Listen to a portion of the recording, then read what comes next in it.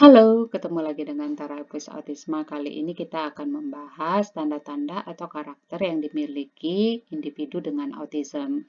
Autism sendiri berupa spektrum sehingga karakternya bisa sangat bervariasi dan apa yang saya sebutkan di sini bisa jadi tidak mewakili individu dengan autism tertentu.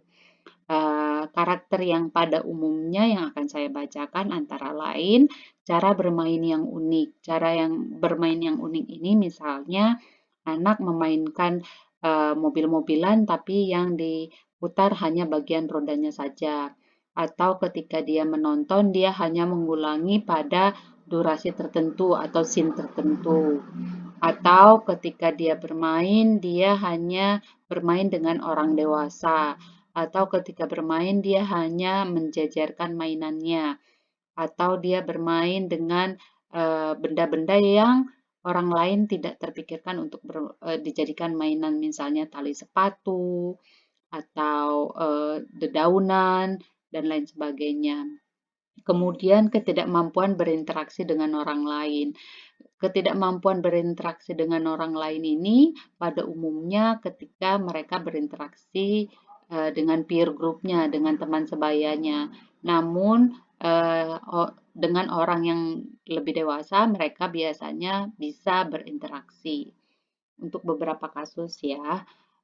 Berikutnya, menangis dan tertawa yang ditunjukkan pada situasi yang tidak tepat. Misalnya pada situasi menonton TV yang tontonannya menunjukkan sesuatu yang menyenangkan, dia malah menangis. Atau ketika belajar, uh, uh, anaknya belajar menjawab dengan baik dan lain sebagainya, tapi tiba-tiba dia tertawa sendiri.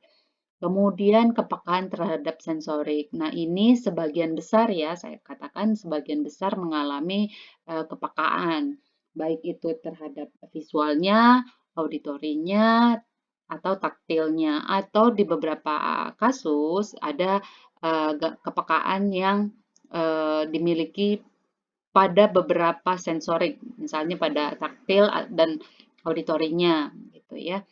Berikutnya kesulitan menghadapi perubahan atau yang lebih dikenal dengan rigiditas atau kekakuan. Ketika bajunya basah, dia harus cepat-cepat mengganti pakaiannya, kalau tidak dia akan merasa risih dan akhirnya marah-marah. Atau dia hanya mau lewat jalan tertentu, tidak mau kalau ada perubahan jalur gitu ya. Next, tidak mengenal bahaya. Tidak mengenal bahaya ini juga berkaitan dengan kepekaan terhadap sensoriknya. Jadi ketika dia jatuh, dia tidak kesakitan, atau dia ketika menyeberang jalan, dia tidak bisa mengukur jarak antara mobil dengan dirinya dia, atau dia tidak menyadari adanya mobil tersebut. Kemampuan komunikasi yang minim ini juga untuk beberapa kasus ada anak-anak yang memang tidak bisa berbicara ya, bersuara, kemudian akhirnya memiliki komunikasi yang minim.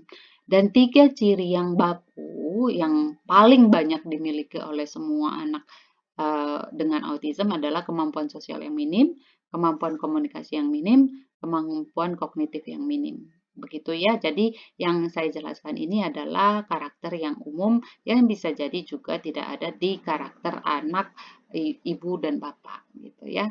Semoga bisa dipahami. Sampai ketemu. Bye bye.